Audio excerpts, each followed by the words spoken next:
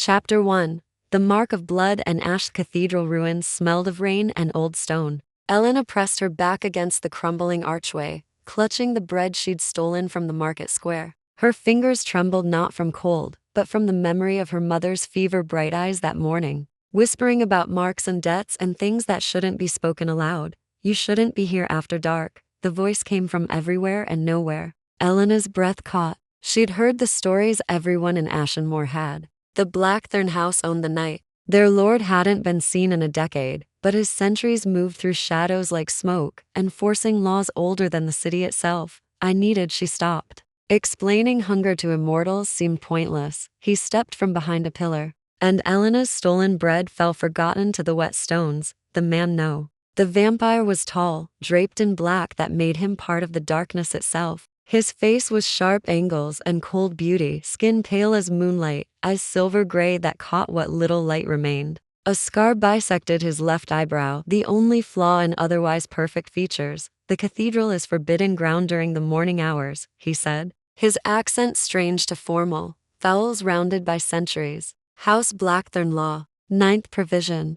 Elena should have run. Every instinct screamed it, but something in his voice wasn't threatening, it was tired. I didn't know, she managed. My mother is sick. The apothecary wouldn't trade with a maid's daughter. His gaze flicked to her worn dress, the calluses on her hands. Humans and their hierarchies. He said it like someone observing an insect colony. Movement exploded from the northern transept. 3 figures, faster than sight, surrounded them. Elena stumbled backward, and the tall vampire moved suddenly, impossibly between her and the newcomers. Lord Caspian. The lead vampire was female, red-haired, dressed in deep crimson. House Thorn claims this territory now. Your exile ends tonight, Caspian. The name struck Elena like a bell. Lord Caspian Blackthorn, the vampire king who'd vanished after the War of 7 Houses, leaving his territory to fracture into rival claims. Vivian, Caspian's voice dropped to something dangerous. The treaty was broken when you murdered the Thorn heir. Vivian smiled, showing fangs. We've waited 10 years. Tonight we collect. They moved as one. Caspian threw Elena sideways. She hit the ground hard, vision blurring, and then there was only violence. Vampires fought like dancers and predators combined, too fast for human eyes to track. Caspian was a shadow with silver eyes, but he was alone against 3. Elena saw the moment it turned. Vivian's blade, some dark metal that gleamed wrong, caught Caspian across the ribs. He made no sound, but his next movement was slower. Blood bloomed black against his shirt. They were going to kill him. Elena's hand closed around a piece of broken stone. She didn't think. Thinking would have stopped her. She threw it hard at Vivian's head. The impact was nothing, a pebble against a mountain. But Vivian turned, distracted for half a heartbeat. It was enough. Caspian moved like lightning, seizing one attacker and using him as a shield. The second hesitated. Vivian hissed something in a language Elena didn't recognize, and suddenly the 3 House Thorn vampires were retreating, melting back into shadows. This isn't over, Vivian called.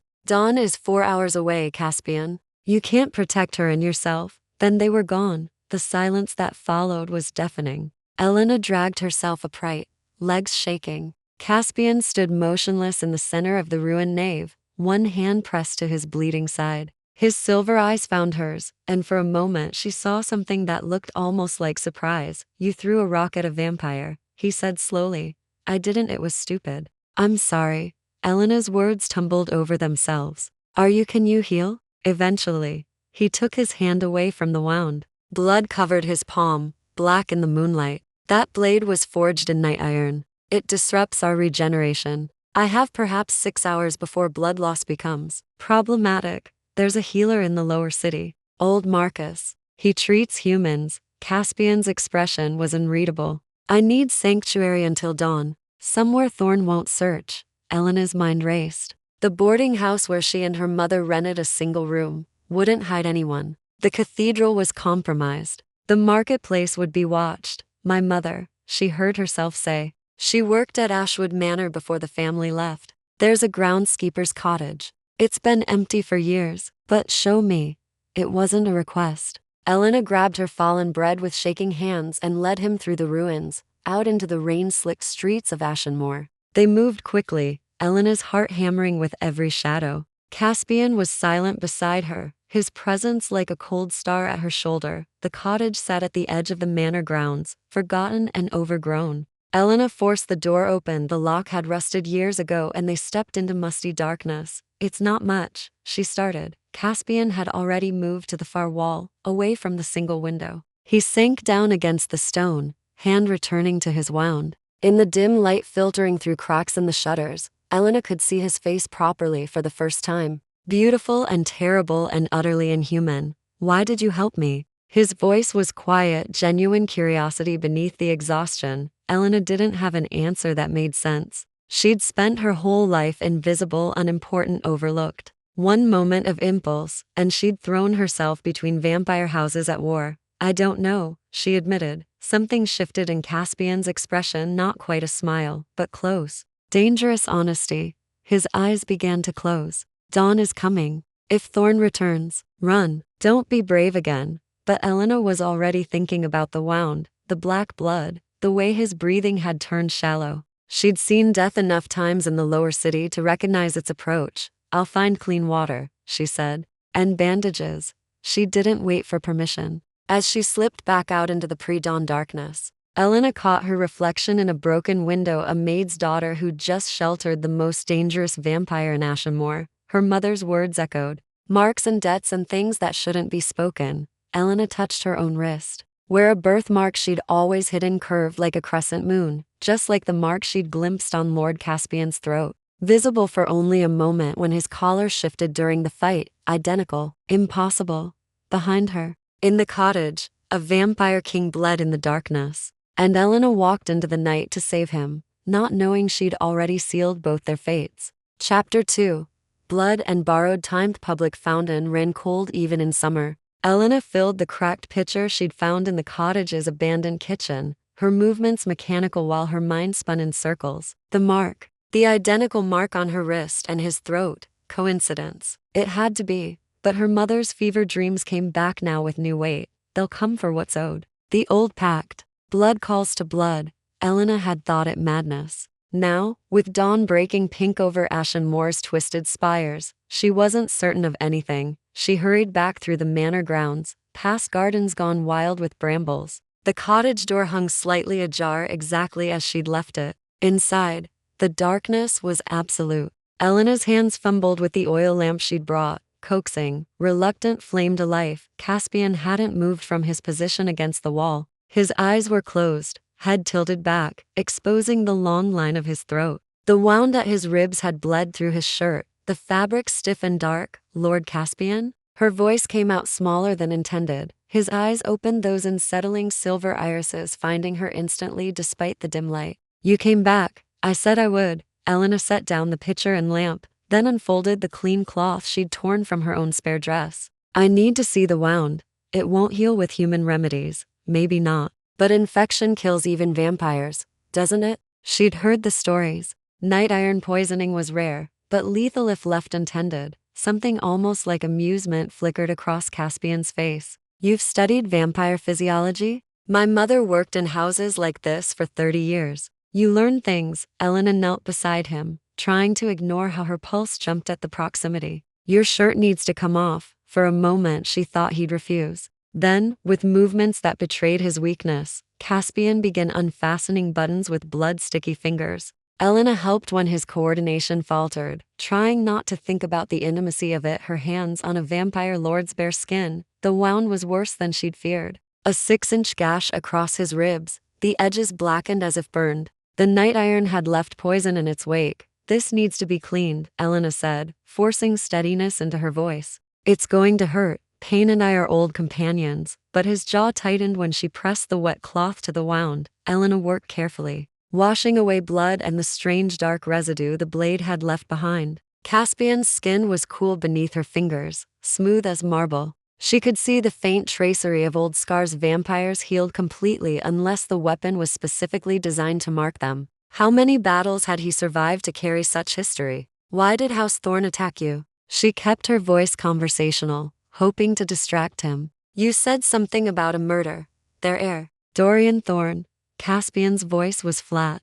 10 years ago, during the peace negotiations after the Seven Houses War, he was found drained of blood in my private chambers. Elena's hand stilled. Did you kill him? No, the word was sharp, certain. But the evidence was compelling. His blood on my floor, my blade beside his body. I was exiled before I could prove my innocence. Who would frame you? That, Caspian said quietly, is the question that has haunted me for a decade. Elena returned to cleaning the wound, processing this. A vampire lord in exile, blamed for a crime that shattered a fragile peace. No wonder House Thorn wanted blood payment. The treaty you mentioned forbade house conflicts within city boundaries. Violence in the cathedral breaks that law. Vivian is desperate. His eyes tracked her movements with predatory focus. Or someone is pushing her to desperation. Elena wrung out the cloth, the water in the pitcher turning dark. If you're innocent, why not return to Blackthorn House? Surely your own people would help.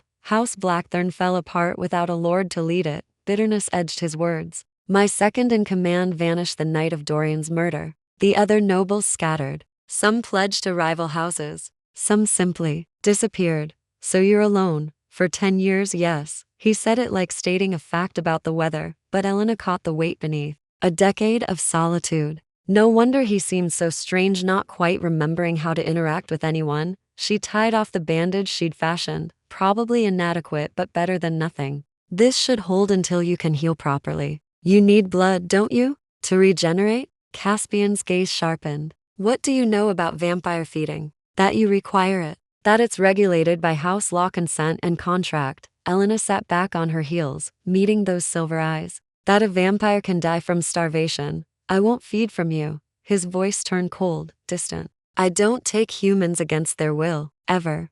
The vehemence surprised her. I didn't suggest you're thinking it. I can hear your heartbeat accelerate when you consider the logistics. He turned his head away. I'll manage until nightfall. There are sources, animals if necessary. Elena studied his profile, the sharp cheekbone, the tense set of his jaw. He was lying. She could see it in the slight tremor in his hands, the way his breathing had turned shallow. Animal blood wouldn't be enough, not with night iron poisoning burning through his system. My mother, she said slowly. She's dying. The physicians can't help her, they say it's a wasting sickness, something in her blood. Caspian looked back at her, wariness in his expression. But she keeps talking about marks, about debts owed to your house. Elena pulled back her sleeve, exposing the crescent birthmark on her wrist. She has one exactly like this. And I saw yours, during the fight, on your throat. Silence stretched between them, heavy with implications. Show me your mother's mark, Caspian finally said.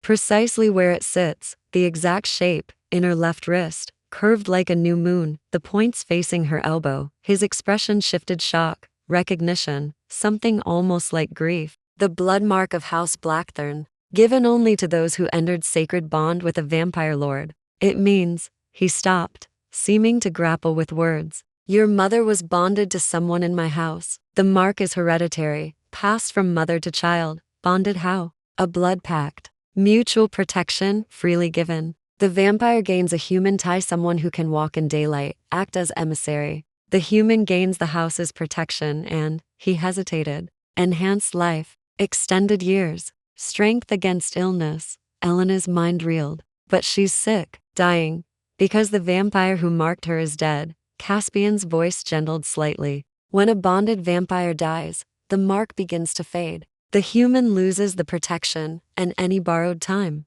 comes due. The cottage walls seemed to close in. Her mother wasn't just sick. She was dying because someone, a vampire from House Blackthorn, had died years ago, and the magic that sustained her was unraveling. How do I save her? You can't. At Elena's stricken look, he added quietly, unless another Blackthorn vampire renews the bond. But I'm the last of my house with the authority to create such pacts, and I'm exiled, hunted, bleeding from a poisoned wound. Elena's voice turned hard. But you're still alive. Understanding dawned in Caspian's silver eyes. You want me to bond with your mother. Can you? Theoretically. If I survive the night. If House Thorn doesn't find us. If the night iron doesn't kill me first. He watched her with something like respect. You threw a rock at a vampire to save my life. Now you're bargaining for your mother's. You're either very brave or very foolish. Probably both. Elena stood, brushing dust from her skirt. Dawn's here. You should sleep. I'll keep watch. You need rest too. Later, she moved toward the window, peering through cracks in the shutters at the grounds beyond. Nothing moved in the early morning light. Tell me about house politics. If Thorn finds us, I should know what we're facing. Behind her, she heard Caspian shift, settling into whatever daylight sleep vampires required. Very well. But Elena? She turned. He was watching her with an intensity that made her breath catch. Thank you, he said simply. It's been a long time since anyone showed me kindness without wanting something in return. I want you to save my mother. Yes, but you wanted to help me before. You knew that was possible. His eyes drifted closed. That's rare. Elena turned back to her vigil as Caspian's breathing deepened into the strange stillness of vampire day sleep. Outside, Ashenmore woke to another ordinary morning, unaware that in a forgotten cottage, a maid's daughter stood guard over a fallen king, and the mark on her wrist seemed to pulse with borrowed warmth, as if recognizing its counterpart in the vampire who slept 6 feet away, blood calling to blood, the pact beginning again. Chapter 3. Secrets in daylight. Morning stretched into afternoon, each hour marked by Elena's growing unease. She'd watched the grounds from 3 different windows, searching for movement that didn't belong. Twice, she'd seen birds scatter from the eastern trees for no visible reason. Once, she'd heard voices on the road beyond the manor walls too distant to make out words, but enough to send her pulse racing. Caspian slept with the absolute stillness of the dead. Elena had checked on him hourly, initially terrified he'd stopped breathing altogether, before remembering that vampires had no need for breath during day sleep.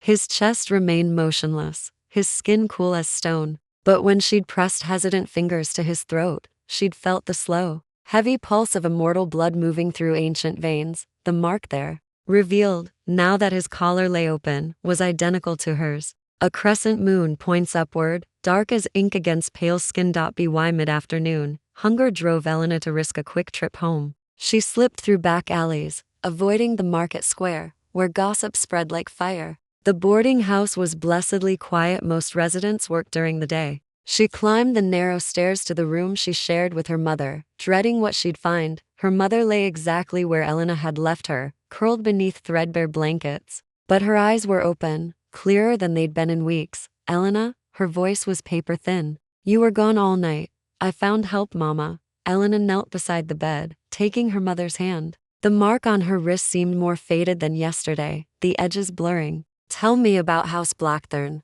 About the vampire who gave you this. Her mother's fingers tightened. Fear flickered across her weathered face. You shouldn't ask about that. It's dangerous. More dangerous than watching you die? Elena kept her voice gentle but firm. I met Lord Caspian. I saw his mark. I need to understand. The name made her mother flinch. Caspian? He's alive? Barely. House Thorn attacked him. Mama, he said the mark means you were bonded to someone in his house. That someone's death is killing you now. Tears welled in her mother's eyes. Marcus. His name was Marcus Blackthorn. Lord Caspian's cousin, his most trusted advisor. Her gaze went distant, remembering. I was 17, working as a maid in Blackthorn Manor. There was an attack. House Crimson trying to assassinate the Lord during the peace talks. Marcus saved my life, took a blade meant for me. The bond was his way of ensuring I'd be protected if he died the night Dorian Thorn was murdered, didn't he? Her mother nodded,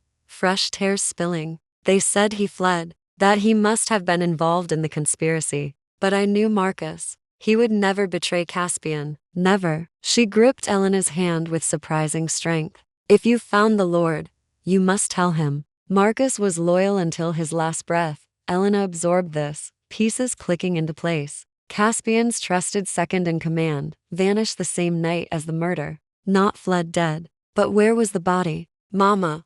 Lord Caspian can renew your bond. He has the authority. No, the word was sharp, final. I won't let you barter with vampires for my life. The bond is sacred. It requires trust, mutual consent. You can't force it.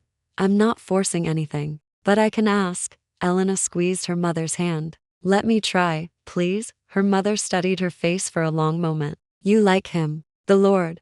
I don't even know him. You threw yourself between him and House Thorn. Her mother's smile was sad, knowing. I did the same for Marcus once. These bonds, they choose us as much as we choose them. Elena had no answer to that. She gathered food, bread, cheese, the last of their salted meat, and promised to return by nightfall. Her mother made her swear to be careful, extracting promises Elena wasn't sure she could keep. The walk back felt longer, shadows stretching as the sun descended. Elena's awareness of every sound, every movement, had sharpened to painful clarity. She understood prey animals now, this constant vigilance, knowing predators hunted nearby. The cottage came into view just as the sun touched the western hills. Elena slipped inside, closing the door behind her with relief. You left, she spun. Caspian was awake, standing by the window, silhouetted against the dying light. He'd removed the makeshift bandage, and Elena could see the wound had closed, not healed completely, but no longer bleeding freely. I told you I'd return. Humans say many things, but there was no accusation in his voice, just observation. He turned to face her, and in the amber sunset light, he looked more human than she'd yet seen him. Tired, uncertain, almost vulnerable. You brought food. I thought you might be. She stopped. Can you eat regular food? Not for sustenance. But taste remains, a ghost of a smile. I remember bread. Elena set the provisions on the dust-covered table, unpacking them slowly. My mother told me about Marcus, your cousin. Caspian went very still. What about him? That he didn't flee. That he died the night of Dorian Thorne's murder. Elena met his gaze. She was bonded to him. She's dying because the magic protecting her ended when he did. The grief that crossed Caspian's face was raw, unguarded. For a moment, the ancient vampire king disappeared, replaced by someone who'd lost family and lived with that loss for 10 years. Marcus wouldn't have run, Caspian said quietly. I knew that. But without a body, without proof, everyone assumed guilt. He moved to the table, fingers brushing the bread without picking it up. He was more than my cousin. He was my conscience, my compass. When he vanished, I lost the only person who truly knew me. Then help me find what happened to him. Elena surprised herself with the intensity of her own words. If he was murdered, whoever killed him probably killed Dorian too. The same person who framed you. 10 years of searching has revealed nothing. You were searching alone, in exile, hunted. Elena stepped closer. You have help now. Caspian's silver eyes found hers, searching. Why? Why risk yourself for this? Because my mother is dying from someone's lies. Because you were kind to a thief in a cathedral when you could have killed me. Because she gestured at the mark on her wrist. Blood calls to blood. Isn't that what you said? The bond doesn't pass that way. You carry the mark, but not the pact itself. You owe House Blackthorne nothing. Maybe I'm not doing this for House Blackthorne. Elena held his gaze. Maybe I'm doing it for the vampire who protected a maid's daughter and let himself be exiled rather than fight back. Who warned me to run instead of using me as a shield. The air between them felt charged, heavy with unspoken things. Caspian reached out slowly, giving her time to move away, and touched the mark on her wrist with one cool finger. If I bond with your mother, I become responsible for both your lives. For your protection, your welfare, until death ends. The pact. His voice was low, serious. It's not a small thing, Elena. It binds all of us together. I know. Do you? His thumb traced the crescent shape, the touch feather light. In 10 years, I've spoken to perhaps 20 people. Trusted none. And now you're asking me to open a blood bond with your family, to let you into the secrets of my house, to believe in help when experience has taught me everyone betrays eventually. Elena turned her hand, catching his, their marks aligned. Then I guess we're both taking a risk. Outside, full night had fallen. Somewhere in the darkness, House Thorne was hunting. Come dawn, they'd have to move, to plan, to fight back against a conspiracy 10 years in the making. But in this moment, in this forgotten cottage, a vampire lord and a maid's daughter stood hand in hand. Two marked souls beginning to trust against all reason. Caspian's expression softened, almost imperceptibly. Your mother, when can I meet her? Tonight?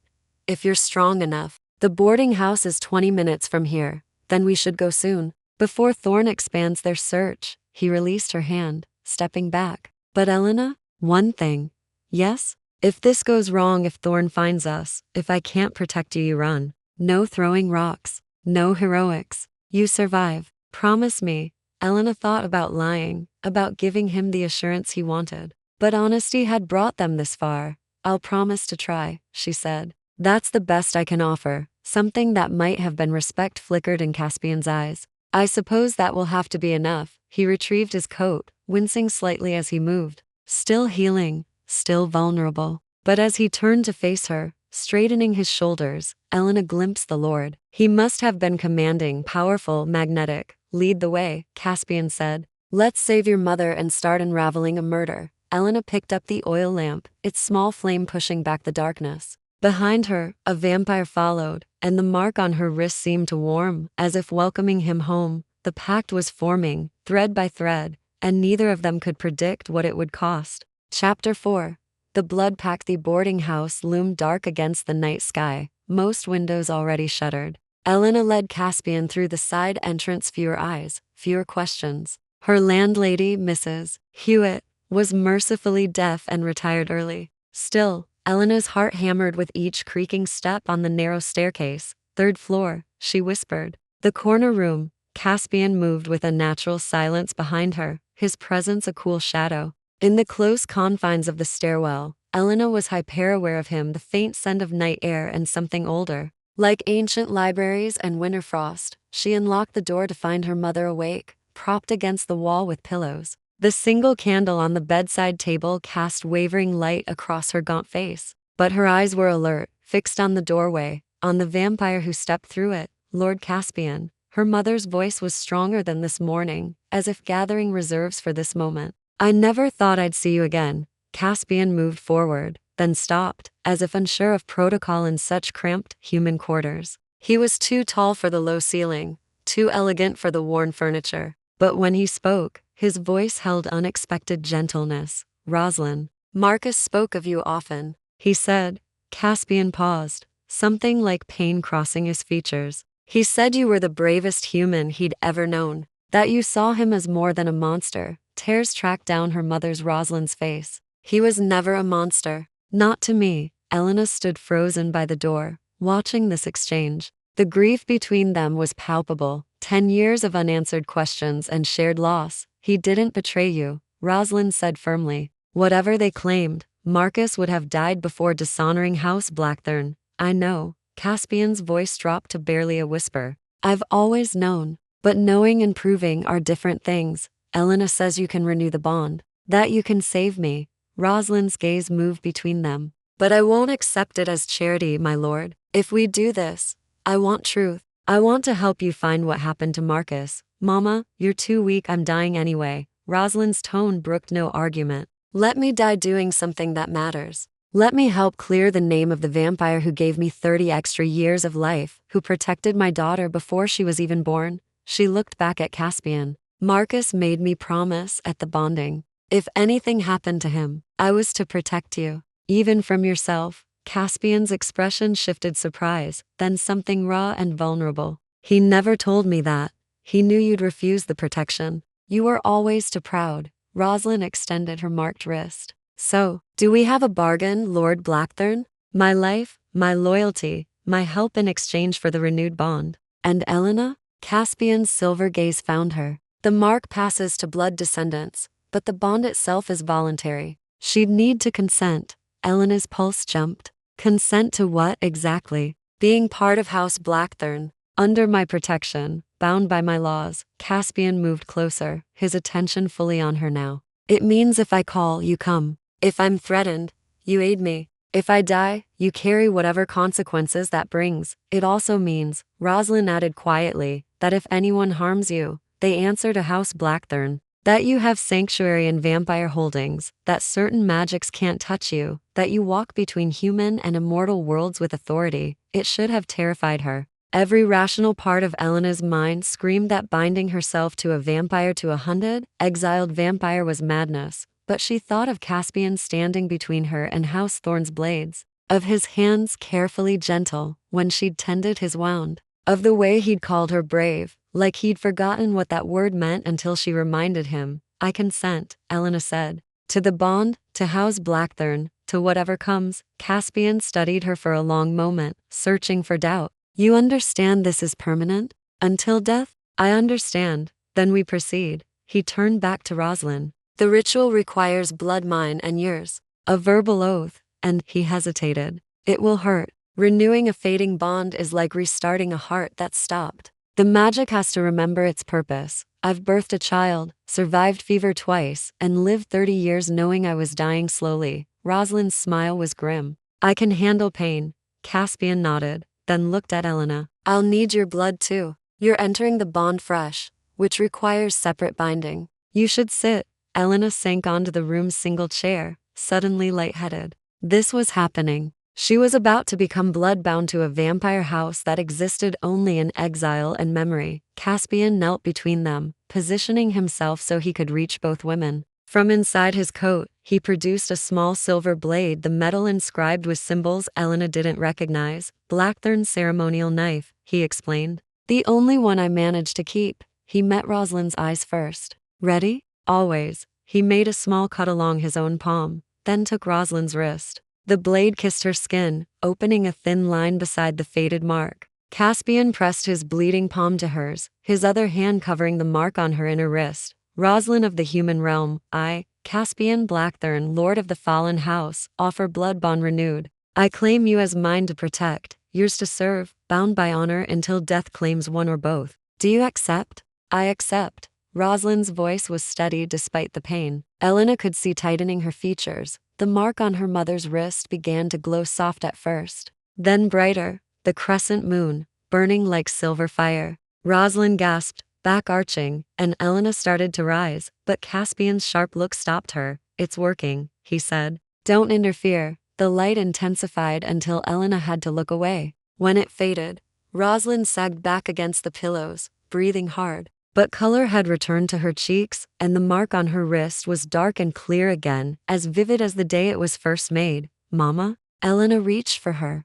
I'm all right. Better than all right. Rosalind flexed her fingers, wonder, crossing her face. I can feel it. The strength returning. Oh, Marcus. I'd forgotten what this felt like. Caspian allowed himself a small smile, then turned to Elena. His palm had already healed, but he reopened the wound without flinching. Your turn. Give me your wrist. Elena extended her arm, trying not to tremble. The blade was cold against her skin, the cut sharp and bright. Then Caspian's hand closed over hers, his blood mixing with hers, and the mark on her wrist erupted with sensation, not pain, something deeper. Like every nerve was waking, like her blood recognized his blood and sang with the reunion. Elena felt herself falling into silver eyes, into centuries of memory and loneliness and fierce, terrible loyalty. Elena of House Blackthorn, by blood, I offer bond anew. I claim you as mine to protect, yours to serve, bound by honor until death claims one or both. Do you accept?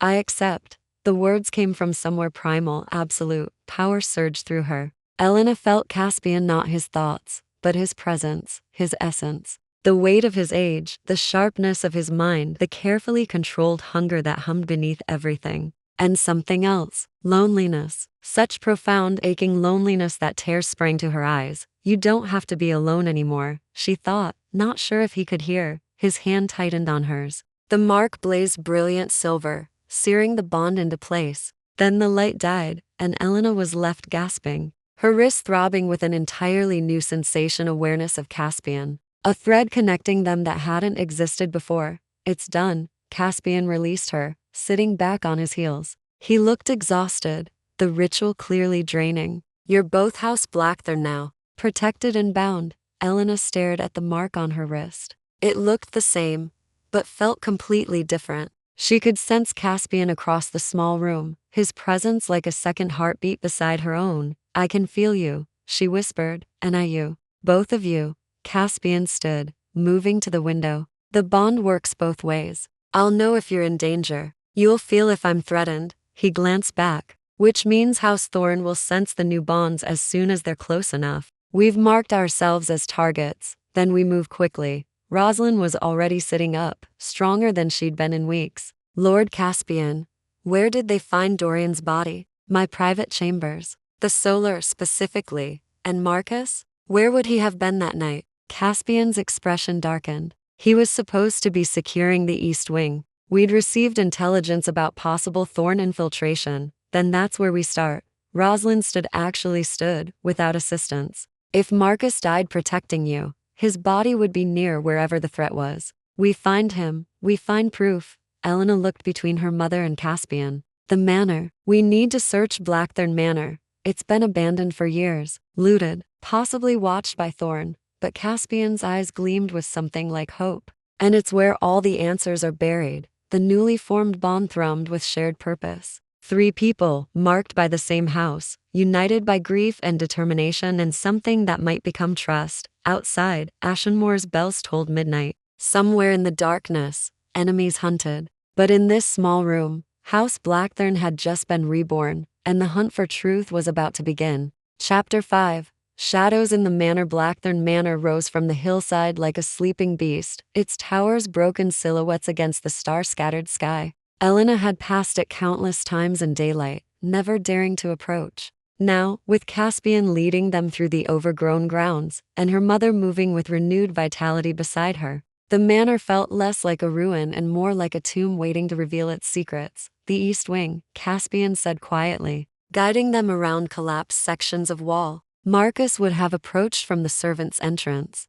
less exposed. The bond hummed between them. Elena could feel Caspian's tension, the way his awareness swept constantly outward, searching for threats. And underneath, something else. Grief, yes, but also fear. He was afraid of what they might find. How long since you've been here? Rosalind asked, her voice steady despite the darkness pressing close. 10 years. The night I was exiled. Caspian paused at a broken doorway, testing the frame before gesturing them through. I was given 1 hour to gather what I could carry and leave. They burned the rest. Inside, the manor was a shell. Moonlight filtered through holes in the ceiling, illuminating debris and decay. Furniture had been stripped, tapestries torn down, anything of value long since stolen. But the bones remained. Grand staircases leading nowhere, ballrooms empty of everything but ghosts. Elena's footsteps echoed too loudly. She tried to imagine this place full of life, of vampires moving through halls with inhuman grace, of her mother, young and working here while Marcus protected House Blackthorn's interests. It seemed impossible that such grandeur could fall so completely. The solar is 3 floors up, Caspian said, pointing to a staircase that looked half collapsed. But we're going down. The east wing's lower levels held security stations, armories, the blood vault. Blood vault. Elena couldn't help asking, where bonded humans could safely donate, and where we stored reserves for emergencies. Caspian led them to a narrow passage behind what had been the main kitchen. The vault was spelled protected against intrusion, against decay. If Marcus fell defending it, he didn't finish. He didn't need to. If Marcus's body was anywhere, it would be in a place designed to preserve. The passage descended steeply, carved stone giving way to natural rock. The air grew cold, thick with the weight of earth above. Elena's marked wrist tingled, the bond responding to Caspian's proximity in the confined space. Or perhaps to whatever magic still lingered here. There, Caspian stopped before a door of dark metal inscribed with the same symbols Elena had seen on his ceremonial blade. The vault, still sealed.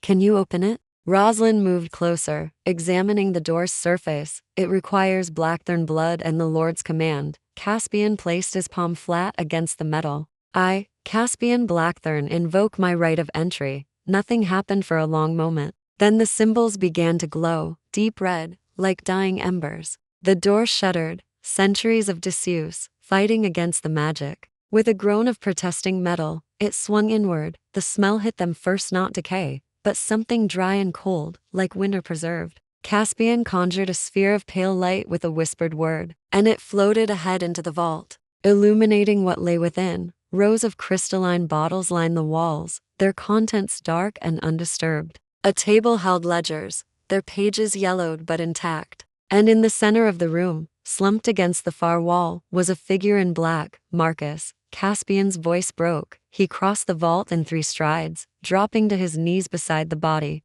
Elena and Rosalind followed more slowly, giving him space for grief. Marcus Blackthorn had been preserved by the vault's magic, his features peaceful in death. He looked younger than Elena expected. Vampires age so slowly with the same sharp beauty as Caspian, but softer somehow, less severe. A massive wound gaped in his chest, the edges black with night iron poisoning. Rosalind made a sound, half sob, half gasp. She sank down beside Caspian, her hand hovering over Marcus's face, but not quite touching. He fought. He always fought. The wound is identical to mine. Caspian's voice was clinical, but Elena could feel his anguish through the bond. Same blade, same poison. Whoever attacked me in the cathedral used the same weapon that killed Marcus. Elena forced herself to think past the tragedy before them. Then the blade is evidence. If we can find it, trace who's wielded it. House Thorn claimed it was my blade that killed Dorian. Caspian stood abruptly, pacing. But this wound proves I wasn't the only one with access to Knight Iron weapons. Someone else had them. Someone who killed Marcus first, then Dorian, then framed me for both. Why kill Dorian at all? Rosalind wiped tears from her face, forcing herself to focus. What did House Thorn gain from losing their heir? War. The word came from the doorway. Elena spun. A woman stood in the vault's entrance, not Vivian, but someone older, with midnight black hair and eyes like chips of ice. She wore the deep purple of House Thorn, and in her hand was a blade that gleamed with sickly light. Knight Iron. War meant chaos. The woman continued, stepping inside. Chaos meant opportunity. And opportunity meant weak houses could be consumed by stronger ones. She smiled, revealing delicate fangs. Hello, cousin. It's been a long time, Serafini. Caspian's voice went flat, dangerous. Mother said you died in the purge. Mother lied. As I lied to her, to father, to everyone. Serafini moved with liquid grace, circling them. Serafini Blackthorn dead at 19. So tragic. Such a waste. Her expression turned cold. Except I never died. I simply changed allegiances. Elena's mind raced. Caspian's sister. A Blackthorn who'd betrayed her own house. You killed Marcus. Caspian's hands clenched into fists. You killed Dorian. All of it, the frame, the exile was you. Guilty. Serafini's smile widened. Though technically I had help. Vivian has been wonderfully useful. She truly believes you murdered her brother, you see. Makes her so delightfully motivated. Why? Rosalind's voice cut through, sharp with rage. Marcus never hurt you. Dorian was innocent. Why destroy everything? Because Caspian had everything. Serafini's composure cracked, showing venom beneath. Father's attention. The lordship. The respect. I was decorative, powerless, married off to House Thorn like property. She gestured with the blade. So I took it all away. And now I'm going to finish what I started. She moved vampire fast, blade arcing toward Caspian. Elena reacted on instinct, throwing herself sideways and grabbing one of the crystalline bottles. She hurled it at Serafini's head. The bottle shattered. Ancient blood sprayed across Serafini's face, and she recoiled with a hiss, momentarily blinded. Run. Caspian grabbed Elena's arm, hauling her toward the door. Rosalind was already moving, her renewed strength carrying her faster than human speed. They burst into the passage as Serafini's scream of rage echoed behind them. You can't run forever. House Thorn is outside. The manor is surrounded. Elena's heart hammered as they ran, Caspian's hand tight on hers, the bond screaming with shared adrenaline and fear. Behind them, footsteps more than one set. Serafini hadn't come alone. The North Tower, Caspian gasped. Secret passage to the catacombs. We can. Something slammed into him from the side. Caspian went down hard, and Elena's marked wrist flared with pain, not hers, his. A vampire in thorn red had blindsided him, and they were grappling, too fast to track. Elena, go. Caspian's voice, but Rosalind had already turned back, grabbing a broken beam and swinging it with supernatural force at their attacker. The blow connected, and the vampire stumbled. More footsteps. More voices. The manor was filling with enemies. Elena's gaze fell on a fallen chandelier, its crystals scattered like stars. An idea sparked, desperate and dangerous. Mama. Get him up. I need 30 seconds. Elena, trust me. Rosalind hauled Caspian to his feet while Elena grabbed the largest crystal shard. The bomb thrummed, showing her Caspian's position, his pain, his fierce determination to protect them. She focused on that thread, on the magic that bound them, blood to blood. Elena pressed the crystal to her marked wrist, letting it cut deep. Blood welled, hot and red, and where it touched the mark, silver light blazed. House Blackthorn rises, she said, not knowing where the words came from. Blood calls. Blood answers. The light exploded outward in a pulse that sent every vampire in the passage staggering backward. It wasn't much seconds of distraction, no more. But it was enough. Now. Elena grabbed Caspian's other hand, and together with Rosalind, they ran. Behind them, Serafini's voice rang out, find them. They can't leave the grounds alive. The hunt had become a siege, and the night was far from over. Chapter 6. Blood and Betrayal. The North Tower stairs spiraled upward in darkness, each step crumbling beneath their feet. Elena's wrist throbbed where she'd cut it, blood soaking through the makeshift bandage Rosalind had torn from her sleeve. Behind them, voices echoed through the manor, Serafini coordinating the hunt with cold efficiency. Here, Caspian stopped at what looked like solid wall, pressing specific stones in sequence. A section swung inward, revealing a narrow passage. Through, quickly, they squeezed into the hidden corridor, and Caspian sealed it behind them. The darkness was absolute until he conjured another sphere of pale light. The passage stretched ahead, descending at a steep angle into the earth. The catacombs? Rosalind asked, breathing hard despite her renewed strength. Ancient burial chambers. They connect to the city's underground, eventually leading to the river. Caspian moved forward, one hand trailing the wall. But it's a maze. Without knowledge of the correct paths, we could wander for days, and with House Thorn hunting us, Elena kept close, hyper-aware of the bond's warning pulses. Danger everywhere, closing in. We have perhaps an hour before they realize where we've gone. Caspian's voice was strained. Serafini knows the manor's secrets, but not all of them. The catacombs were Father's domain. He shared their maps with no one except he stopped walking. Except Marcus. The name hung heavy in the confined space. Marcus. Lying dead in the vault. They'd barely escaped. Marcus, who'd died protecting House Blackthorn's secrets from a sister, turned traitor. I should have seen it, Caspian said quietly. Serafini's resentment. Her anger. I was so focused on leadership, on holding the houses together, I didn't notice my own sister plotting against me. Rosalind touched his arm. Marcus noticed. He told me once that Serafini asked too many questions about security, about weaknesses. He was investigating her when he died. Elena's mind worked through implications. So she killed him before he could expose her. Then framed you for Dorian's murder to start the war she needed, and spent 10 years consolidating power in House Thorn while I rotted in exile. Caspian's laugh was bitter. She played everyone perfectly. Vivian truly believes I murdered her brother. The other houses think I'm a kinslayer. And Serafini stands behind the throne, pulling strings. They reached a junction where 3 passages branched in different directions. Caspian studied each opening clearly, trying to remember paths he'd learned decades ago. The rightmost passage leads to the old crypts, he said slowly. The center to the city foundations. The left. He frowned. Marcus added that one. Said it was a failsafe, an escape route even I didn't know about. Then that's our path. Elena moved toward the left passage, but Caspian caught her arm. If Marcus kept it secret, there was a reason. It could be trapped, warded, collapsed. Or it could be exactly what we need. Elena met his silver gaze. Your sister is hunting us through the manor. House Thorn surrounds the grounds. We can't go back.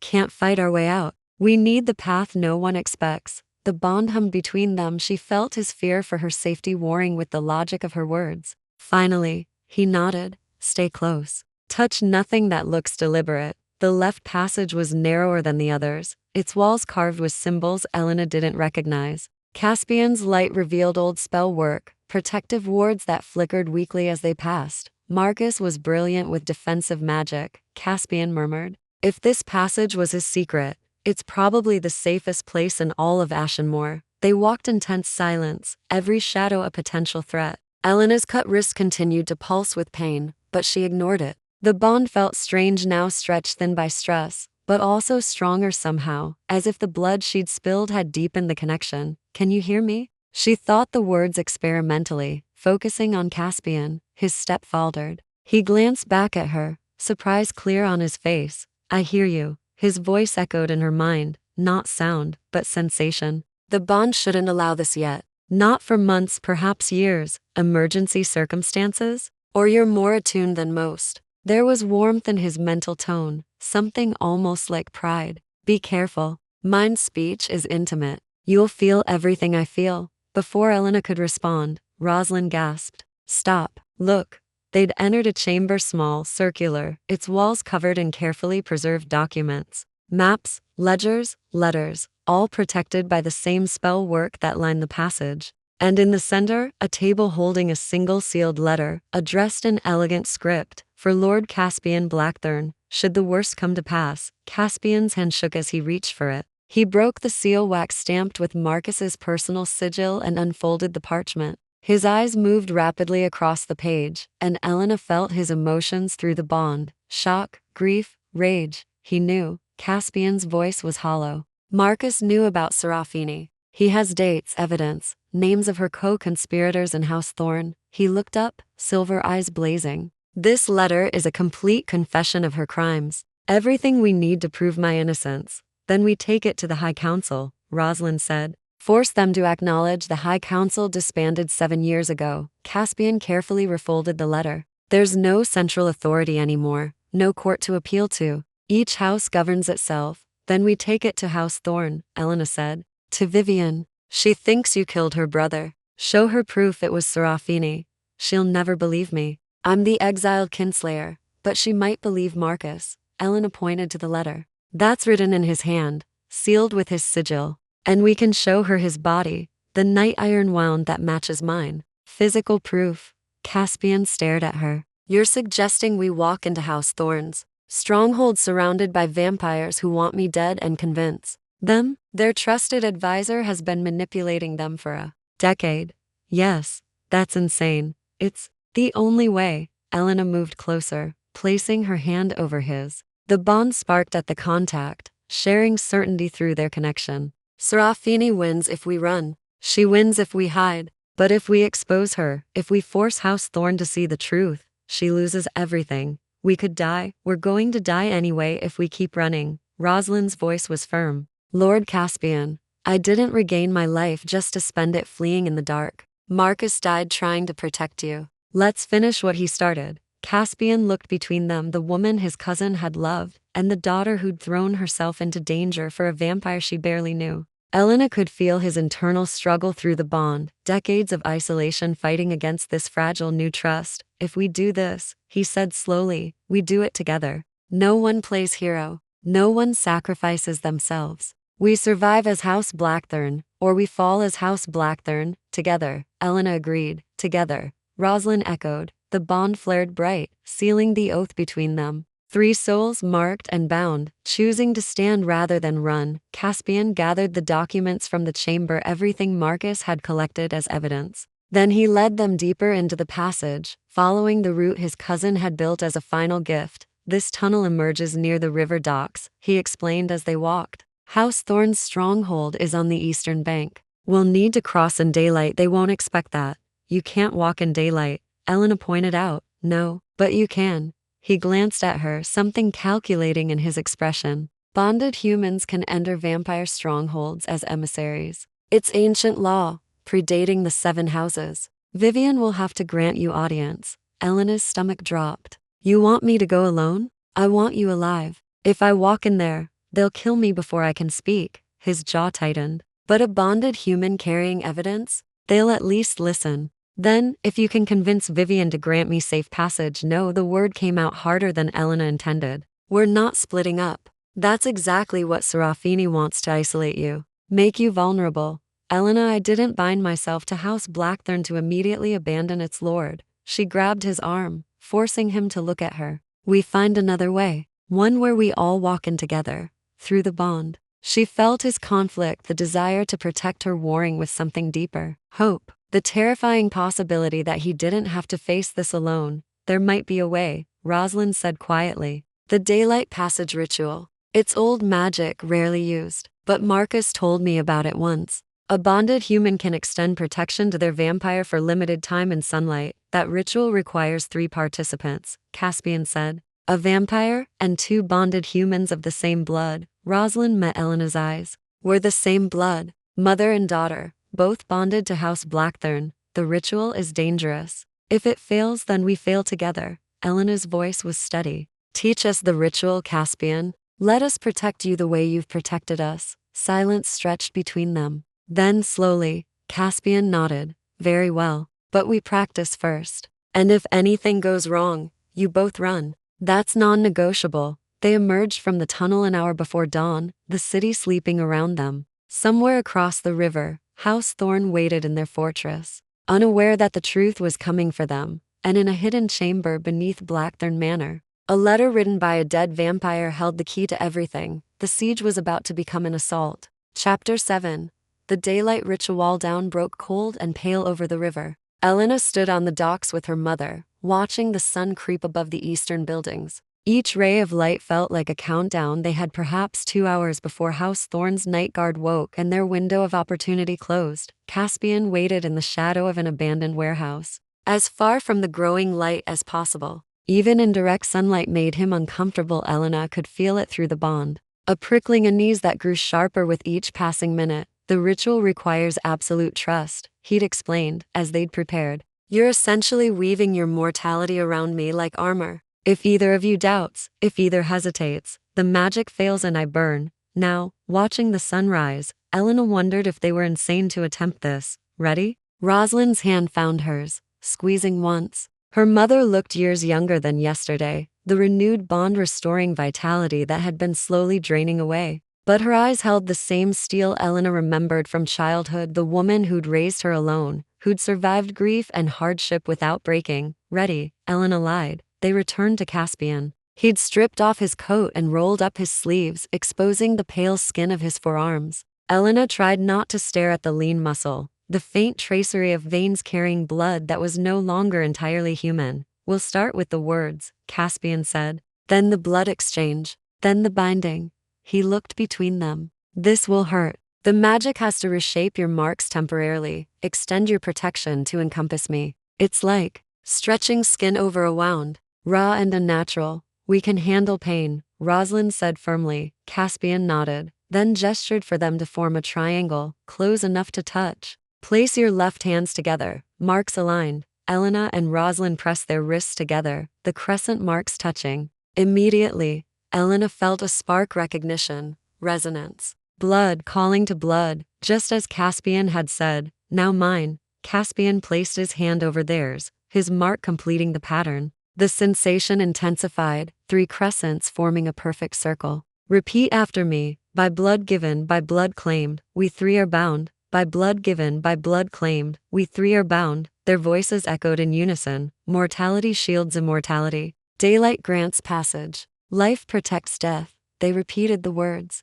And Elena felt the magic begin to build a pressure behind her eyes. A tingling in her marked wrist that spread up her arm. Until sunset. We are one. Until sunset, we are one. The marks blazed with silver fire. Elena gasped as pain lanced through her, not the sharp hurt of a wound, but something deeper, as if her very essence was being pulled, stretched, reshaped. Beside her, Rosalind made a soft sound of distress, but neither of them broke the connection. Caspian's voice continued. Words in a language Elena didn't recognize, old vampire tongue. Syllables that tasted of night and stone and endless years. The magic responded, weaving between them invisible threads of light. Then his ceremonial blade was in his hand, and he was cutting his own palm, deep enough that blood welled dark and fast. Your blood now. Mix it with mine. Elena barely felt the blade kiss her palm. She was too focused on maintaining the connection, on keeping her will steady while the magic battered at her.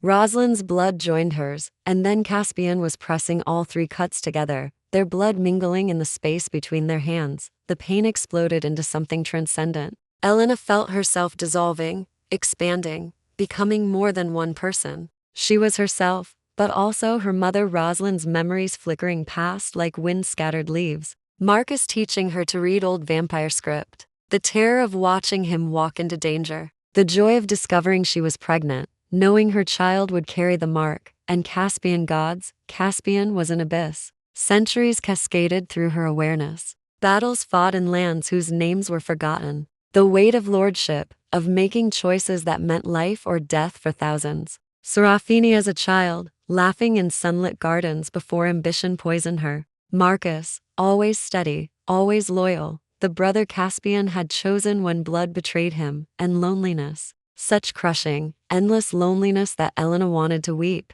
You're not alone, she thought desperately into that void. Not anymore. The magic crested, peaked, then settled into a new configuration. The pain receded, leaving Elena gasping and shaking. When she opened her eyes, the marks on all 3 wrists had changed, the crescents now interconnected with delicate lines, forming a chain. It's done. Caspian's voice was rough, He pulled his hand away carefully, and Elena saw that his palm had healed, the cut already closed. The protection will last until sunset. After that, we'll need shelter, or the ritual must be performed again. Can you feel it? Rosalind flexed her fingers, staring at the altered mark. The sunlight. It's different now. Elena understood what she meant. Before, daylight had simply been daylight. Now she could sense its presence, like a tangible thing, a force they were holding at bay through sheer will. We should test it, Caspian said. Small exposure first. If the ritual failed, I need to know before we commit to crossing the river. They moved toward the warehouse entrance. Sunlight streamed through gaps in the walls, painting bright squares on the dusty floor. Caspian approached the nearest beam of light, and Elena felt his fear through the bond primal, instinctive terror of the thing that could end his existence in minutes. Together, she reminded him. We're together. He took a breath he didn't need, then extended his hand into the sunlight. Nothing happened. The light touched his pale skin and simply existed. No smoke, no burning, no pain. Caspian stared at his illuminated hand as if it belonged to someone else. It works, he whispered. After 500 years of darkness, I'm standing in daylight. He stepped fully into the beam, and Elena saw his face transform. Wonder, pure and unguarded, erasing the careful control he usually maintained. In that moment, he looked young, not the ancient vampire lord, but simply someone experiencing impossible joy. We should move, Rosalind said gently. House Thorn won't wait forever. But she was smiling. And Elena knew her mother felt it too, the strange privilege of giving this gift. Of watching an immortal remember what it meant to stand in the sun. They left the warehouse and walked through Ashenmoor's waking streets. People stared, 3 people moving with obvious purpose, the 2 women flanking a man who walked like nobility but dressed in clothes stained with blood and dirt. Caspian kept his head high, refusing to hide despite his disheveled state. The river crossing was a tense affair. The ferryman asked no questions, just took their coin and pauled them across. Elena watched the eastern bank approach, House Thorn's fortress, rising above the lesser buildings like a crown of black stone. There will be guards, Caspian said quietly. Day sleepers, but still dangerous. Let me do the talking. Initially, they'll know what I am, but the daylight will confuse them. And if they attack? Then we defend ourselves. His hand moved to his belt, where he'd strapped the ceremonial blade. But we try diplomacy first. We're here for truth, not war. The ferry bumped against the dock. They disembarked and walked toward the fortress, past merchants setting up stalls, past humans who had no idea they were watching a vampire walk in sunlight for the first time in living memory. The fortress gates stood open. House Thorn's arrogance, believing themselves untouchable. 2 guards in deep crimson watched the street with bored expressions. When they spotted Caspian, their boredom vanished. Lord Blackthorn, the first guard's hand went to his sword. You're either very brave or very stupid. Neither. I'm here under ancient law. Caspian's voice carried the weight of centuries. I bring evidence of crimes against House Thorn. I demand audience with Lady Vivian. Lady Vivian doesn't grant audience to kinslayers. Then I'll wait in your courtyard until she changes her mind. Caspian moved forward, and the guards shifted to block him. Or you can explain to her why you turned away the vampire who can prove who really murdered her brother. The guards exchanged glances. Finally, the second one spoke. Wait here. I'll inform the lady. He disappeared into the fortress. Tension stretched tight while they waited, Caspian standing in full sunlight, Elena and Rosalind flanking him like shields. The bond thrummed with shared anxiety and determination. After 10 minutes that felt like hours, the guard returned. Behind him walked Vivian, red hair loose, dressed for day sleep but fully alert. Her eyes widened when she saw Caspian standing in the morning sun. Impossible, she breathed. Vampires don't. Vampires with bonded humans and ancient rituals do. Caspian held up Marcus's letter. Lady Vivian, I have proof that neither I nor anyone in House Blackthorn killed your brother. I have a name. I have evidence. And I have the body of my own murdered kin to show you. Vivian's gaze moved from Caspian to the letter to Elena and Rosalind. Elena saw the moment calculation replaced shock. Vivian was many things, but she wasn't stupid. If this is a trick, then you can kill me where I stand. You have dozens of vampires within these walls. I have 2 humans and a piece of paper. Caspian's expression was steady, unflinching. I'm betting everything on truth, Vivian. The question is whether you're brave enough to hear it. Silence hung between them, fragile as spun glass. Then Vivian stepped aside. Follow me. But if I sense deception, Blackthorn, you won't leave this fortress alive. They walked into House Thorn's stronghold together, into the heart of enemy territory. Carrying truth like a weapon that could either save them or destroy them, the siege had become a gambit, and everything depended on what happened next. Chapter 8. Truth and Consequences. Thorn's council chamber was a study in controlled menace. High vaulted ceilings disappeared into shadow despite the daylight filtering through narrow windows. Tapestries depicting Thorn victories hung on walls of black stone, and at the chamber's center stood a table of dark wood, polished to mirror brightness. Vivian took the head position, gesturing for them to stand opposite.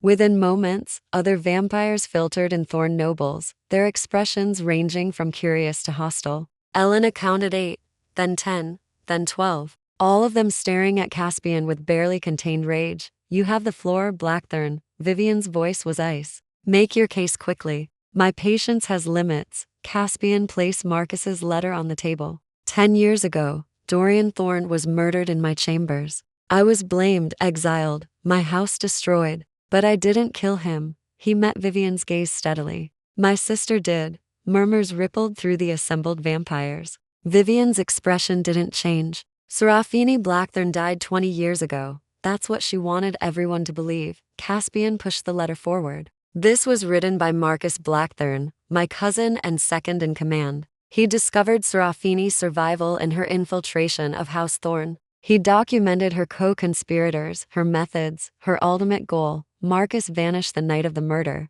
Vivian said coldly. Another convenient piece of your conspiracy. He didn't vanish. He was murdered. Rosalind spoke up, her voice steady despite the sea of hostile vampire eyes turning toward her. I was bonded to Marcus. When he died, my mark began to fade. For 10 years, I've been dying slowly because the vampire who protected me was killed defending House Blackthorn's secrets. One of the other vampires, an older male with silver threading his dark hair, leaned forward. You expect us to believe a bonded human's testimony? She'd say anything to protect her lord's interests. Then believe the letter. Elena stepped forward, ignoring Caspian's warning pulse through the bond. It's written in Marcus's hand, sealed with his personal sigil. You can verify the authenticity, and we can show you his body preserved by Blackthorn vault magic, bearing a knight iron wound identical to the one Lord Caspian received 2 nights ago. Serafini attacked us in the manor, Caspian added. She admitted to killing both Marcus and Dorian.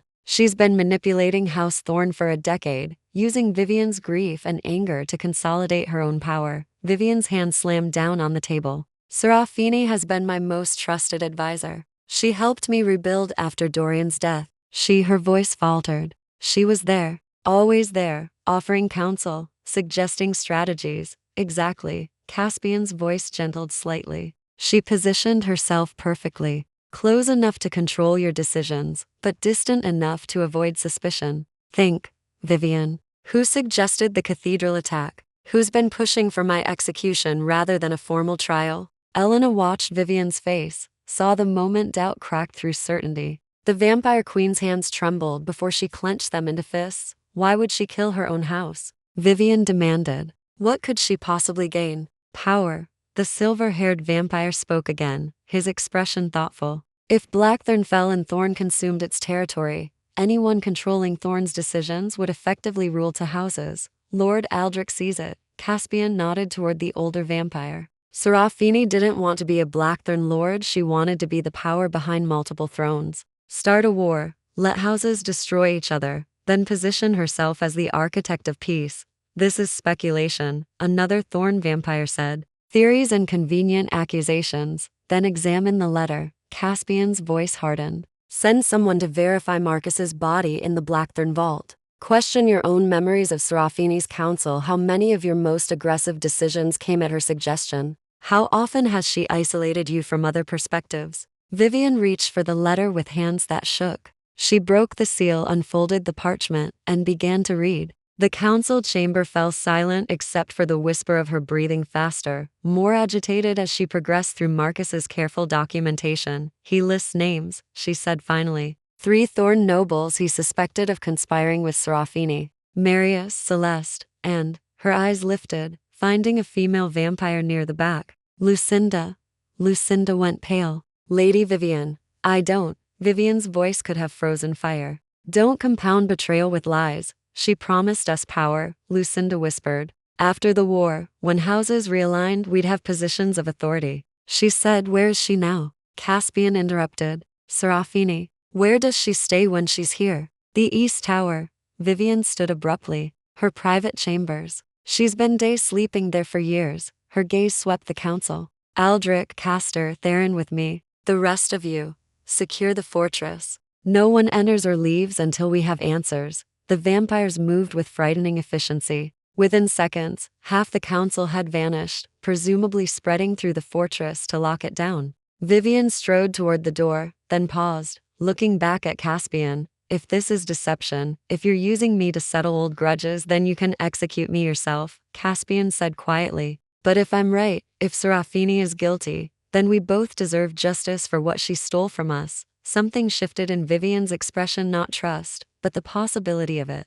Come, you're humans too. I want witnesses. They followed her through the fortress, up winding stairs to the East Tower. Day guards joined them, armed with silver and knight iron. The procession felt like a funeral march, solemn, inevitable, carrying the weight of revelations that couldn't be unspoken. Serafini's chambers were locked. Vivian didn't bother with keys, she simply ripped the door from its hinges with casual strength. The room beyond was elegantly appointed, far more luxurious than a simple advisor should warrant, and empty. She's gone. Vivian moved through the space, fury radiating from her. The bed's cold. She left hours ago, after the manor, Elena said. She knew we'd come here if we escaped. She ran.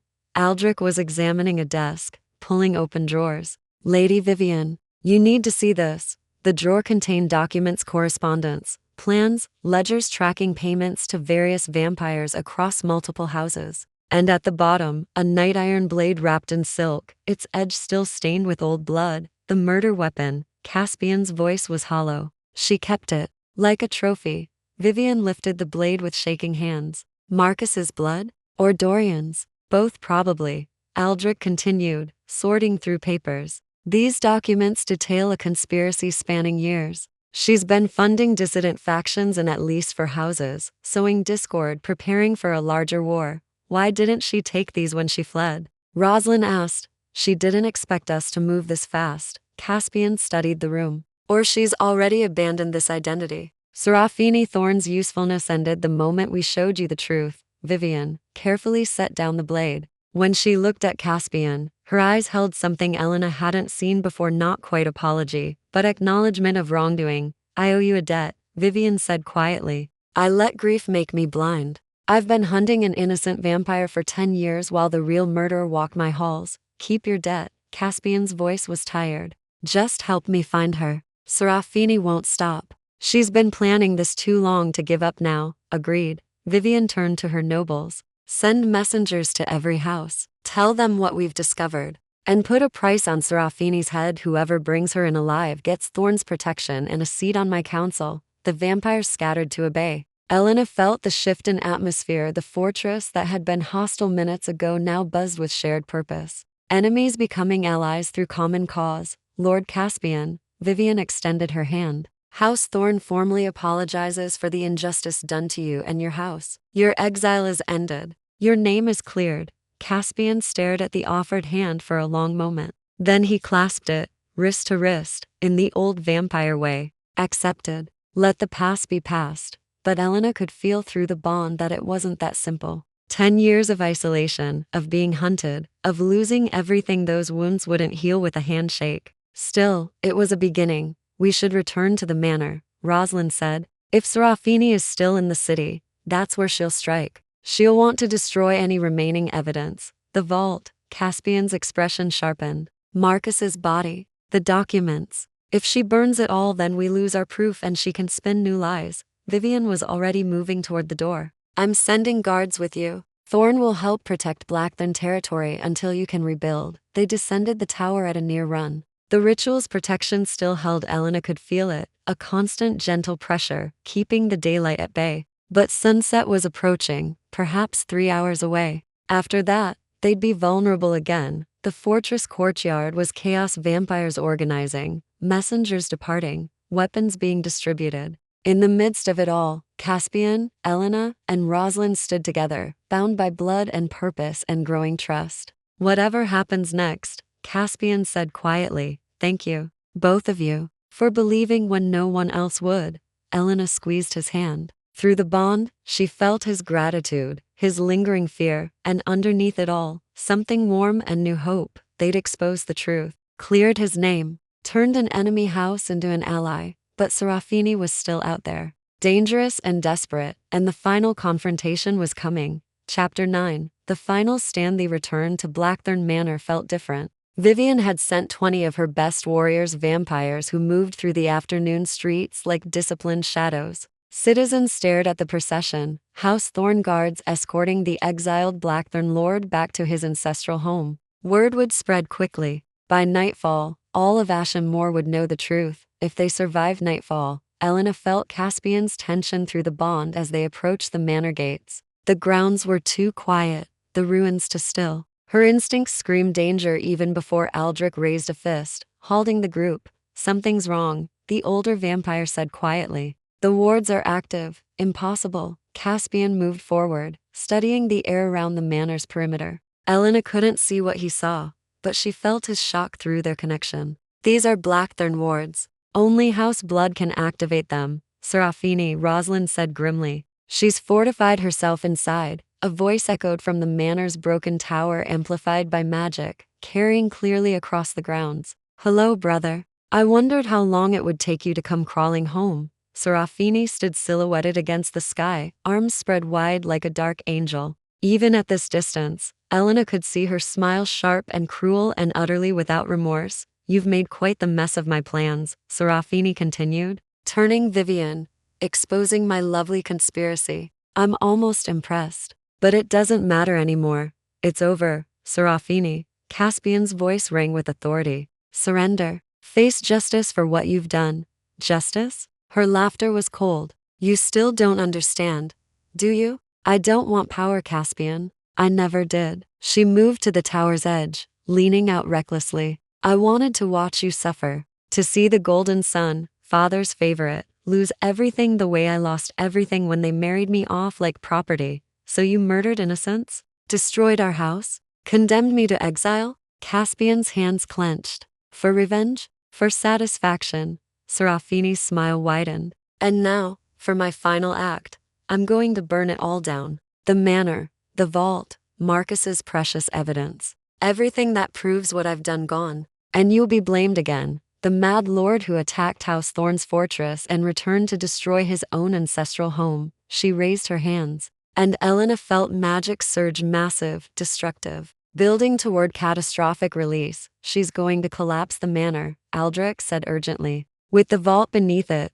the explosion could take out half the hillside. We need to get inside. Caspian was already moving toward the wards. Break her concentration. Stop the spell. The wards will kill anyone who tries to cross without permission, Vivian said. Even with 20 vampires. We can't. I can cross. Elena stepped forward before she could second-guess herself. The daylight ritual. I'm still linked to Caspian's blood. The wards might recognize me as House Blackthorn. Absolutely not. Caspian grabbed her arm. If the wards reject you, they'll tear you apart. And if we do nothing, Serafini destroys everything. Elena met his silver gaze. You said we survive together or fall together. I'm not watching you lose your home again. Through the bond, she felt his war with himself, the need to protect her versus the terrible logic of her words. Finally, his grip loosened. If the wards hurt you, you pull back immediately. Understood? Elena nodded, not trusting her voice. She approached the invisible barrier, feeling it as a pressure against her skin.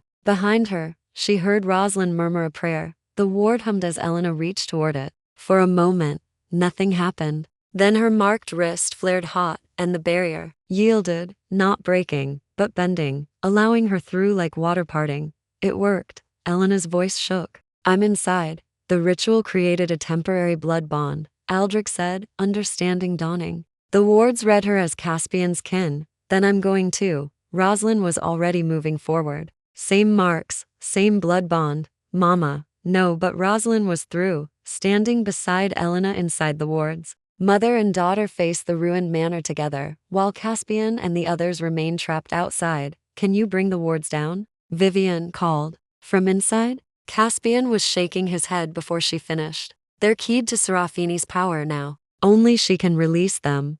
Above, Serafini's laughter rang out. How touching. The humans think they can stop me. The magic continued building, making the air taste like copper and ash. Come then, little bonded ones. Let's see what you're made of. Elena and Rosalind ran. The manor loomed before them, its shadows deeper now as the sun continued its descent. They had perhaps an hour of daylight protection left after that. The ritual would end and they'd be vulnerable. Inside, the manor was worse than Elena remembered. Serafini had been busy support columns weakened, walls cracked with strategic precision. The entire structure was ready to collapse with the right push. The tower, Elena gasped, taking the stairs two at a time. We stop her. The spell stops. They climbed through 3 floors of destruction, each level more precarious than the last. Finally, they burst onto the tower platform, where Serafini stood, her hands raised, dark magic swirling around her in visible currents. Brave and stupid, Serafini didn't lower her hands.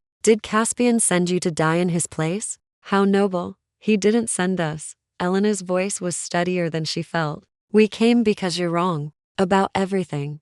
Wrong? Serafini's expression twisted. I'm the one who survived, who adapted. While Caspian played at being the perfect lord, I learned what power really means. Power isn't control. Rosalind moved to flank Serafini, forcing her to divide her attention. Marcus taught me that. Real power is service, sacrifice, choosing others over yourself. Marcus was a fool, but something flickered in Serafini's eyes, pain, quickly hidden. He could have helped me, could have understood. Instead, he chose Caspian, because Caspian cared about him. Elena took another step closer. About you too, once. You were his sister. He loved you. Love. Serafini spat the word. Love is what father claimed when he sold me to House Thorn. Love is what Caspian showed by letting it happen without protest. The magic pulsed, growing unstable. This world doesn't reward love. It rewards strength. Elena could feel the spell reaching critical mass. In seconds, it would release and the manor would fall. She had one chance, one desperate, probably suicidal chance. She thought of Caspian's loneliness, stretching across centuries, of her mother's slow death, caused by Serafini's ambition, of Marcus, dying to protect truths that shouldn't have needed protecting, and she reached for the bond, not just her connection to Caspian, but through him to Rosalind, and through the ritual to the wards themselves, to the manor's ancient foundations, to every stone that remembered what House Blackthorn had once been. Blood calls to blood, she thought, with everything she had. House Blackthorn rises, the marks on her wrist, on her mother's, on Caspian's throat. Beyond the wards they all blazed with silver fire.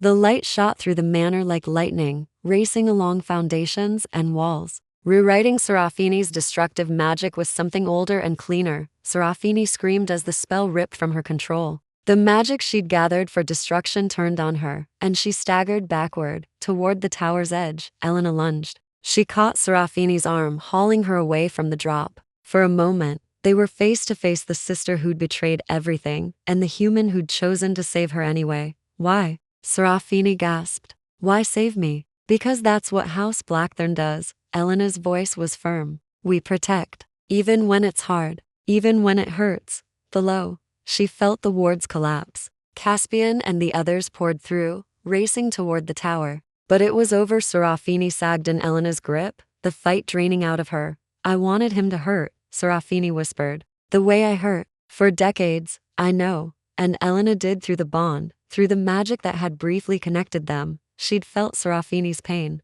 Genuine, terrible, poisonous. But pain doesn't heal pain. It just spreads. Footsteps thundered on the stairs. Caspian burst onto the platform, taking in the scene, his sister defeated, Elena holding her upright, Rosalind standing guard. It's over, Elena said quietly. She's done. Caspian approached slowly, stopping an arm's length from Serafini. His expression was complicated, grief and anger and something that might have been pity. Why? He asked simply. Why all of it? Because you had everything I wanted, and you didn't even see it. Serafini's voice was hollow. You had choice, freedom, respect, and you never understood what it meant to have those things taken away. So you took mine instead. Yes, she lifted her chin, defiant even in defeat. And I'd do it again. Caspian studied her for a long moment. Then he turned to Vivian, who'd just reached the platform. She's yours to judge. House Thorne lost the most from her conspiracy.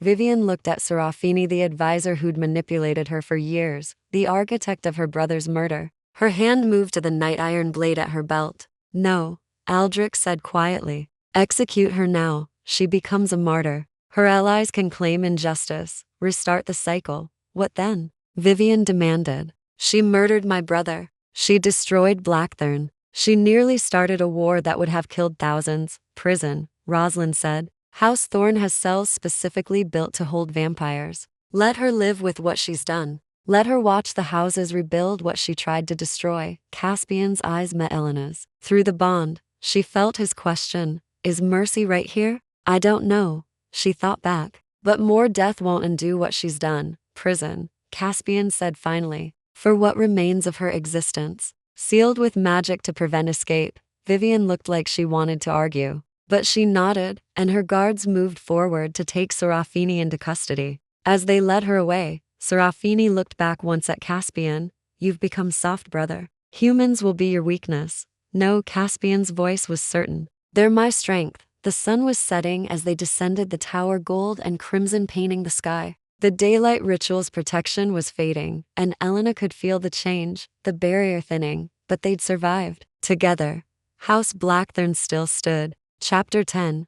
Dawn of House Blackthorn. 3 months later, the manor looked almost alive again. Elena stood in what had been the Great Hall, watching workers replace broken windows with leaded glass commissioned from the city's best craftsmen. The tapestries were new commission pieces depicting not House Blackthorn's ancient victories, but its rebirth. One showed 3 figures standing together beneath a crescent moon, a vampire lord, and 2 mortal women bound by blood and choice. You're awake early. Caspian's voice came from behind her. Warm with affection that would have seemed impossible that desperate night in the cathedral, Elena turned, smiling. He looked different now, still pale, still beautiful in that unsettling vampire way, but lighter somehow. As if 10 years of weight had finally lifted. He wore deep black trimmed with silver, the formal attire of a house lord, and the mark on his throat was no longer hidden, but displayed proudly. Couldn't sleep, she admitted. Tonight's important. Nervous? Terrified. But she was smiling. Tonight, the high houses were sending representatives for the formal reinstatement of House Blackthorn. 5 houses had already pledged alliance. 2 more were considering it. Even the fractured remnants of House Crimson had sent cautious overtures. Caspian moved to stand beside her, close enough that their shoulders brushed. The bond hummed contentedly between them, stronger now, deepened by shared experience and daily proximity. You don't have to attend as my emissary, he said quietly. The role is yours if you want it, but if the politics are too much, I want it. Elena had spent 3 months learning vampire law, house history, diplomatic protocol. Her mother taught her what Marcus had once taught Rosalind, how to navigate immortal politics while staying grounded in human wisdom. Besides, someone needs to make sure you don't brood yourself into another century of isolation. His laugh was soft, genuine. Fair point. Footsteps announced Rosalind's arrival. She carried a wooden case containing the formal documents, treaties, acknowledgements, the official pardon signed by 6 house lords. Her strength had fully returned, the renewed bond restoring vitality and then some. She'd taken on the role of house administrator, managing the practical details of rebuilding, while Caspian handled politics and Elena learned diplomacy. The delegates are arriving, Rosalind reported. Vivian is already here with her entourage. Aldrich brought greetings from House Sterling, and she paused, expression complicated. House Crimson sent Sebastian. Caspian's jaw tightened. Sebastian Crimson had been one of his closest allies before the exile and one of the first to turn his back when accusations flew. He wants to apologize, Rosalind added. Personally. He's been waiting in the East Parlor for an hour. Elena felt Caspian's internal struggle through the bond. Forgiveness didn't come easily when the wounds went so deep, but holding on to anger would only perpetuate the cycle Serafini had started. I'll see him, Caspian said finally. Elena, will you come with me? She understood what he wasn't saying, that her presence grounded him, that the bond made difficult conversations bearable.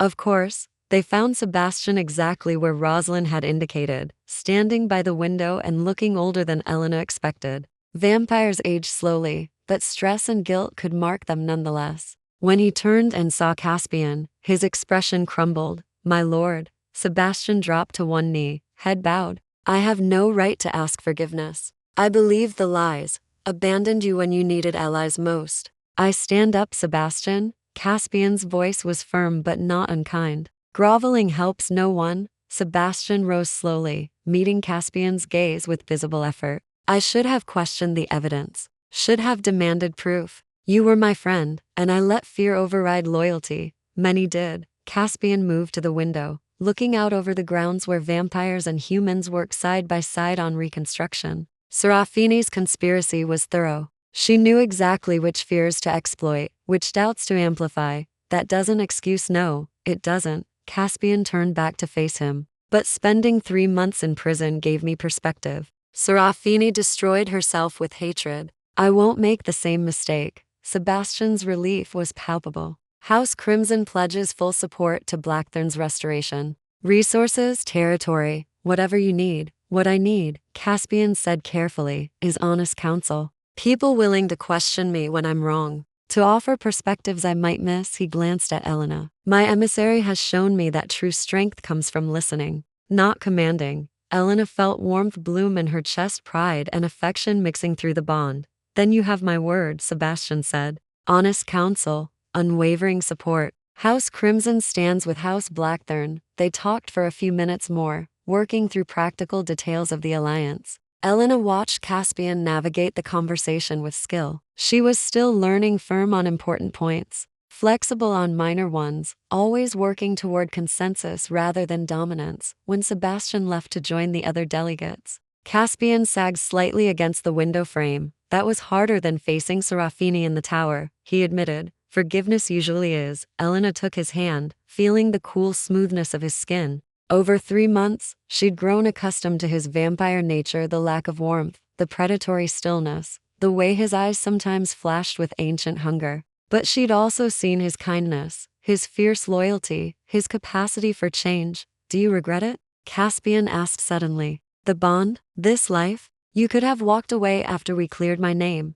Elena considered the question seriously. Her life had transformed beyond recognition. She'd gone from invisible maid's daughter to vampire emissary, from powerless to influential, from alone to bound to an entire house. "I don't regret it," she said finally. "But I'd be lying if I said it wasn't terrifying sometimes. The politics, the danger, knowing I'm tied to immortals who see human lifespans as brief flickers. You're afraid of dying and leaving us alone, among other things." She squeezed his hand. "But mostly I'm afraid of wasting the time I have, of not being enough, not learning fast enough." "Not Elena." Caspian turned her to face him, his silver eyes intense. "In 3 months, you've accomplished what most humans couldn't manage in 3 lifetimes. You've brokered 2 house alliances, resolved a territory dispute, and convinced Vivian to sponsor reforms in vampire-human bonding contracts." His hand came up to cup her face. "You're more than enough." The bond flared with his sincerity, his admiration, and underneath carefully controlled but undeniable desire.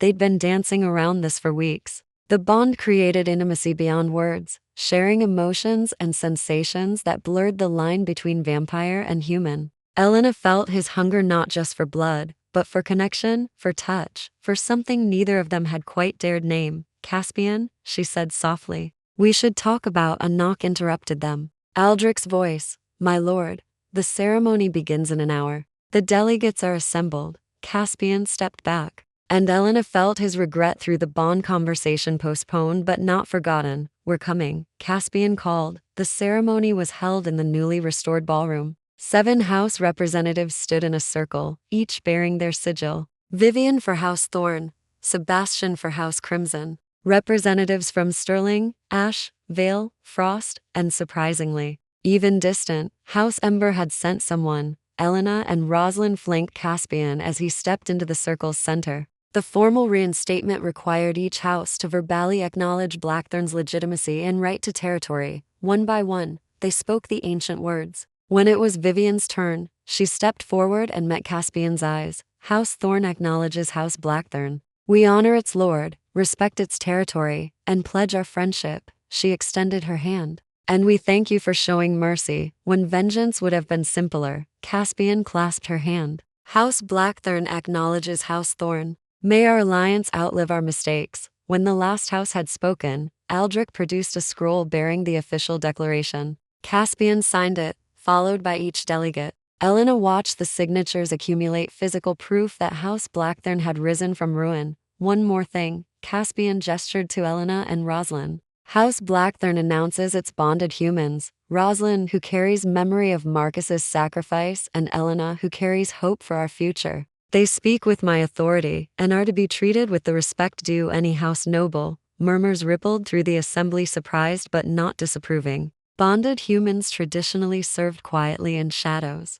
Caspian was giving them public authority, changing centuries of custom with a simple declaration. Elena felt his confidence through the bond, his certainty that this was right. She straightened her spine and met the delegates' gazes with her head high. They were House Blackthorn. They had earned their place. The ceremony concluded with a feast, human and vampire food both, though most vampires attended to be polite rather than from actual appetite. Elena circulated through the crowd with Rosalind, fielding questions about bonding rituals, discussing trade agreements, laying groundwork for future negotiations. Hours later, when the last delegate had departed and the manor finally quieted, Elena found Caspian on the balcony overlooking the grounds. The moon was full and bright, casting silver light over the transformed landscape. "We did it," she said, joining him. "House Blackthorn lives again. Thanks to you." Caspian turned to face her fully. "Elena, I need to say something before I lose courage." Her heart hammered. "Yes, the bond shows me your thoughts sometimes when your emotions run strong. I know you feel something, more than duty, more than friendship." His voice was uncertain in a way she'd never heard from him. "If I'm misreading," Elena reached up and pulled him down to her, pressing her lips to his. For a moment, Caspian froze. Then he kissed her back, careful and tender and full of longing held too long in check. The bond exploded with sensation, his joy, her desire, shared relief that the truth was finally spoken. When they broke apart, both breathing hard, Caspian rested his forehead against hers. "I'm still mortal," Elena whispered. "Still human. Still going to age and die. I know." His thumb traced her cheekbone. "But we have now. However many years that is, we have them, and I promise to treasure every single day." Elena smiled, feeling tears prick her eyes. "Then I guess we're doing this. Together, always together." They stood on the balcony as the moon climbed higher, vampire and human, immortal and mortal, bound by blood and choice and love that defied all logic. House Blackthorn had fallen, House Blackthorn had risen, and in rising, it had become something new, not just a seat of vampire power, but a bridge between worlds, proof that different lives could intertwine and create something stronger than either alone. Behind them, through the windows, Rosalind was extinguishing lamps and speaking with the remaining staff. Tomorrow would bring new challenges, always did. But tonight, they could simply exist in this moment of hard-won peace. Caspian pulled Elena closer, and she felt his heart beating slowly beneath her palm, ancient rhythm, eternal and enduring. "Thank you," he said quietly, "for throwing that rock, for believing in me, for saving me in every way that matters." Elena smiled against his chest. "You saved me too. You know, from invisible obscurity, from helplessness, from a life half lived. Then we're even." "Never." She looked up at him. "But we can spend the rest of my life trying to balance the scales." His kiss was answer enough. Dawn was coming, human dawn and metaphorical both, and House Blackthorn would face it together. Blood called to blood, and blood had answered. The end.